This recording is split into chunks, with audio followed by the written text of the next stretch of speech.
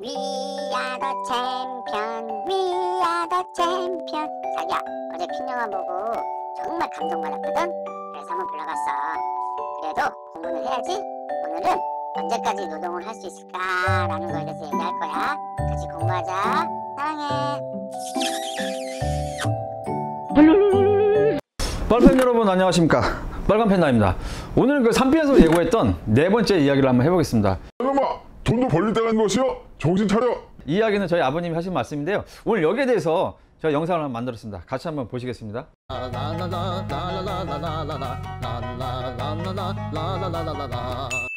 지금 직업이 안정적이고 만족하세요? 아니면 불안불안하신가요? 앞으로 내 직업이 언제까지 유지가 될 수 있을까? 어떤 이런 궁금증 한 번씩은 해보잖아요.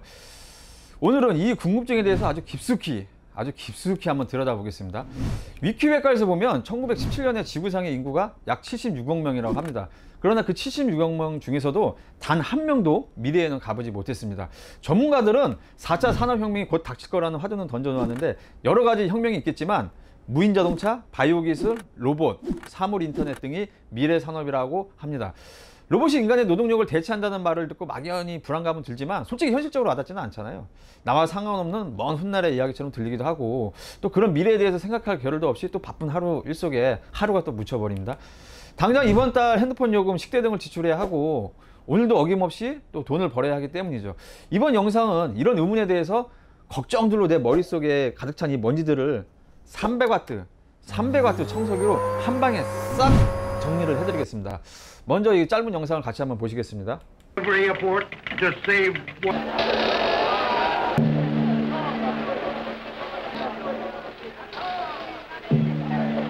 1930년대에 찍은 링컨의 남북전쟁에 대한 영화의 한 장면인데요, 화질이 안 좋아서 이 장면을 이해하시기는 좀 힘들었을 거예요. 배에서 노예가 혹사당해서 견디지 못해서 결국에는 이렇게 사망을 했습니다. 나중에 그 시체를 마치 그냥 짐짝같이 끌어내는 아주 그냥 충격적인 장면이었는데요, 여기에 우리 링컨 대통령은 우리에게 매우 훌륭한 명언을 하나 남겼습니다. 국민을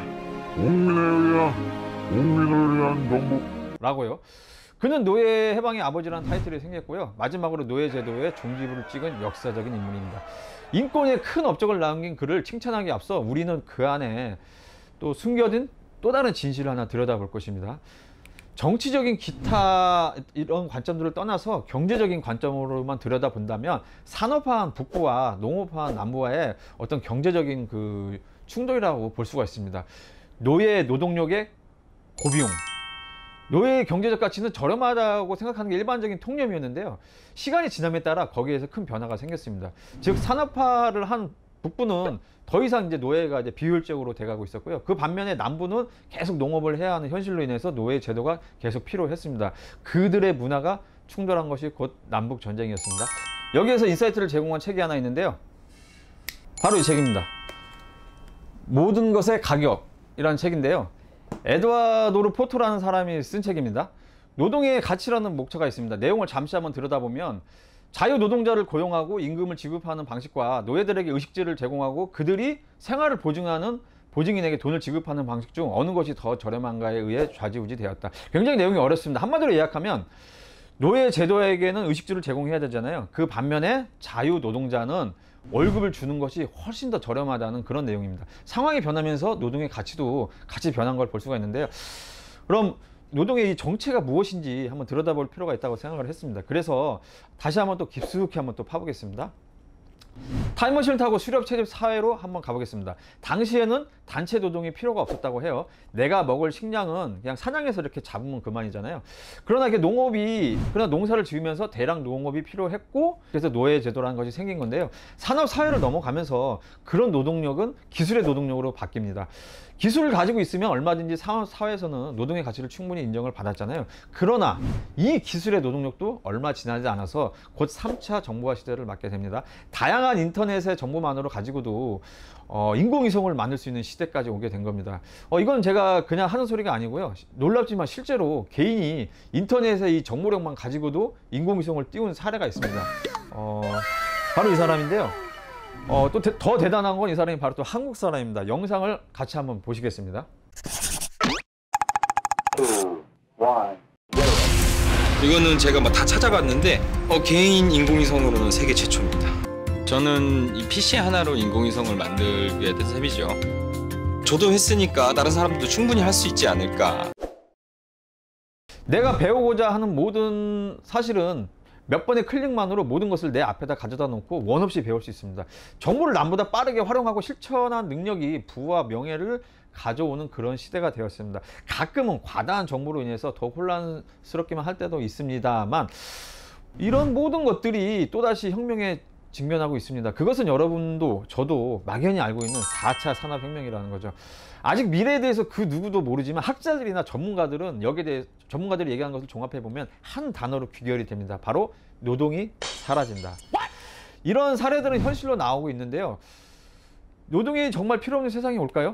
대형 마켓에 가면 가장 불편했던 거 기억나십니까? 길게 늘어선 계산대와 지루하게 기다리는 일 아니던가요? 한 번쯤은 가끔 그런 상상을 해보잖아요. 물건을 가방에 그냥 넣고 지나가기만 해도 자동으로 결제가 될 수 없을까? 그런 현실을 바로 만들어낸 회사가 있으니 바로 아마존입니다. 정말 아마존은 정말 대단한 회사라는 생각은 아직도 변함이 없습니다. 자, 그럼 아마존의 무인 마켓 홍보 영상을 같이 한번 보시겠습니다.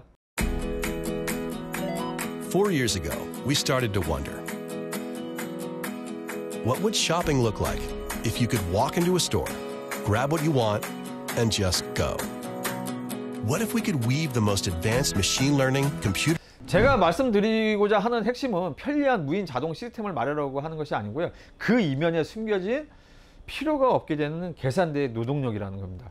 바로 우리 주변의 이웃이 일자리를 잃어가고 있다는 얘기입니다. 이것은 산업 전반에 일어날 수밖에 없는 필연적인 것은 충분히 예측할 수 있습니다. 나의 노동이 앞으로는 대체가 가능하다는 것이죠. 다른 말로 얘기를 하면 노동이 더 이상 필요성이 점점 줄어든다는 얘기입니다. 여기 와튼 스쿨의 제러미 리프킨 저서에 보면 그 노동의 종말이라는 책이 있습니다. 여기서 실마리를 찾을 수가 있습니다. 지능 기계가 무수한 과업에서 인간을 대체하면서 수많은 블루칼라와 화이트칼라 노동자를 실업자로 만들고 있다. 라는 내용이 나오는데요. 즉 제목처럼 노동의 종말이 곧 온다는 얘기입니다. 그에 대해서는 우리가 당장 뭐 피부로 느낄 수 있는 현실도 한번 들여다보겠습니다. 어느 순간 주차장에서 돈을 받는 사람이 사라지고 지하철에서는 영무원이 보이지 않기 시작합니다. 실제로 얼마 전에 일본에 제가 갔을 때 일반 노상 주차장에서도 무인 주차 시스템을 보고 곧 한국에서도 이렇게 시스템이 바뀌겠구나 라고 생각한 적이 있었습니다. 먼 미래가 아니라 더 현실적으로 가깝게 한번 들여다보겠습니다. 10년 후 일자리의 미래라는 책인데요. 내용을 보면 4차 산업혁명은 앞으로 10년 이내에 우리나라 제조업에서 80만 명의 일자리와 서비스가 80만 명과 서비스에서는 120만 명의 일자리가 빼앗을 것이다 라는 내용이 나와요. 딱 직관적으로 감은 안 오는데 어쨌든 이 이야기가 맞던 틀리던 향후 일자리가 계속 늘어날 거라는 전망은 어디에도 없습니다. 4차 산업혁명위원회라고 혹시 들어보셨나요? 이 위원회는 문재인 대통령이 직접 지시를 내려 만든 조직인데요. 이미 다가온 4차 산업혁명을 대비하기 위한 정부의 브레인 직속 조직입니다. 그 안의 내용을 간단히 정리해서 보면요. 한마디로 미래에 다가올 혁명을 준비를 하고 그 충격으로 희생을 최소화로 줄인다는 것이 골자입니다. 이 말의 뜻은 다른 말로 바꿔 얘기를 하면 혁명은 진행이 되고 그 과정에서 작지 않은 그 파장이 생길 거라는 것이고 거기에서 고통받는 사람들이 생겨난다는 것입니다. 구체적으로 얘기를 하면 실업률이 더 높아진다는 말일 수도 있을 것 같아요. 미래의 예측이 맞던 틀리던 간에 한 가지 확실한 것은 노동의 시간은 현재 계속 줄어들고 있다는 사실입니다. 지금 이 순간은 피할 수 없는 진실은 그 혁명의 태풍 한가운데 우리가 있다는 것이고요. 항상 어떤 혁명의 중심에서는 무언가를 선택을 해야 합니다. 혁명의 태풍에서 희생이 되느냐, 혁명을 활용해서 진보를 할 것인가라는 선택입니다. 타조는 어떤 위기가 닥치면 자기가 머리를 이렇게 땅에다 이렇게 탁 박는다고 합니다. 비단 타조뿐만 아니라 저도 그럴 때가 있습니다. 외면하고픈 현실, 그러나 받아들여야 할 현실과 괴리감이 있을 때 막연히 못 본 척하고 외면을 하곤 했습니다. 그렇다고 현실은 바뀌지 않았습니다. 미래에는 창의적인 일이 필요하다고 하잖아요. 우리의 아이들은 현재 그것에 대해 준비를 하고 열심히 교육을 받고 그나마 다가올 혁명에 대해서 대처를 하지만 혁명의 징검다리인 40대 전후반의 세대는 그것들을 받아들이기에는 정말 너무나 먼 얘기로 들립니다. 갑자기 어디서 그런 창의적인 능력이 생길 수 없을 뿐더러 또 더군다나 그 유재석 같은 천재적인 아재 개그를 해서 먹고 살 수도 없잖아요. 왜냐하면 우리는 전부 다 평범한 사람이기 때문입니다. 그렇다고 자본주의 사회에서는 무엇인가를 생산적인 일을 하지 못한다면 궁핍한 생활을 면하기 어렵잖아요. 어느 순간 우리는 무언가를 선택을 해야 할 때가 왔다는 것을 직관적으로 느낄 때가 있습니다. 저도 개인적으로 그런 인간적인 고민에 빠진 적이 있었습니다. 그런 고민을 많은 시간을 두고 생각한 결과 한 가지를 선택을 했습니다. 미래를 위해 투자 공부를 하고 그것을 실천하기로 마음을 먹었습니다. 앞전에 말씀드렸다시피 저는 전문 뭐 투자 전문가도 아니고 학자도 아니잖아요. 단지 미래에 대해서 어떻게 먹고 사느냐, 또 먹고 사는 것뿐만 아니라 어떻게 하면 부의 대열에 합류를 할 수 있을까라는 고민을 한 평범한 1인입니다. 이 영상은 제가 고민한 것들과 그 공부한 과정들을 같이 이렇게 공유해 드린 것 뿐입니다. 돈이 있건 없건 간에 투자 공부는 할 수 있습니다. 현실을 냉정하게 인지하고 그에 대해 관심을 갖고 그에 맞는 투자 공부와 실력을 쌓았을 때 미래를 준비할 수 있다고 생각을 했습니다. 저는 이 메시지를 빨팽님들에게 전달하고 싶었습니다. 앞에 1, 2, 3편에 보셨다시피 항상 위기와 기회는 동전의 앞뒤입니다. 혁명의 기회에서 부의 열차로 갈아탈 수 있는 기회가 5년 안에 올 거라고 저는 확신합니다. 우리는 그것에 대해 준비를 하고 그것에 대해 시대의 흐름을 타야 합니다. 노동의 본질이 무엇이라고 생각하시나요? 저는 노동의 본질이 시간이라고 생각합니다. 내 시간과 지식을 투자한 대가로 나는 그에 대해서 보상을 받습니다. 아버님은 항상 말씀하십니다. 돈도 벌릴 때가 있다고. 직장을 다니건 사업을 하건 간에 돈이라는 것은 계속 벌리는 것이 아니라 어느 때에 벌린다고 합니다. 그 벌은 종잣돈으로 자산을 만들고 불리라는 뜻으로 말씀을 해주셨습니다. 돈은 더 젊은 사람한테 붙고 늙어갈수록 돈은 점점 더 멀어진다고 합니다. 한 살이라도 더 젊었을 때 정신 바짝 차리라는 뜻으로 이해를 했습니다. 인생에서 가장 젊었을 때가 언제인 것 같으세요? 제가 생각할 때는 바로 지금 이 순간입니다. 왜냐하면 지금 이 순간보다 더 젊어질 수는 없잖아요.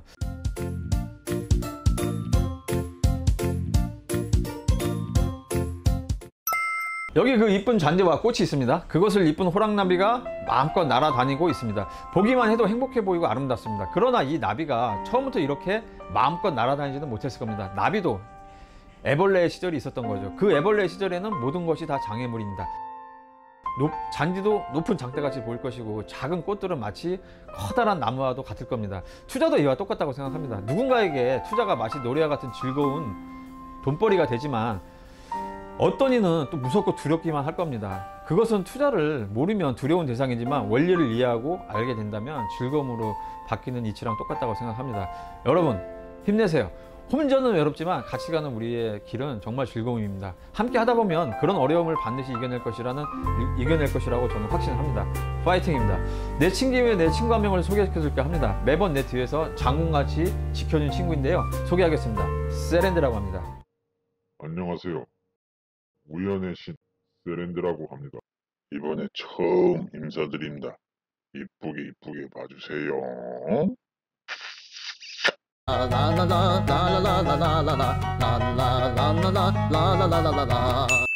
4편 어떻게 잘 보셨습니까?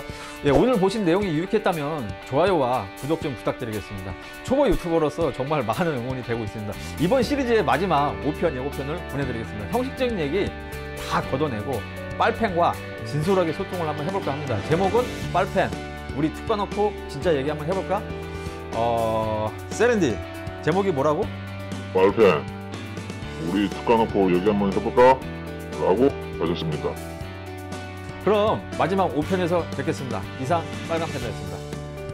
자기야, 내가 초보 유튜버잖아. 구독자 몇 명인가 한번 봐봐. 내가 불쌍하지도 않아? 좋아요와 구독은 매너다. 사랑해.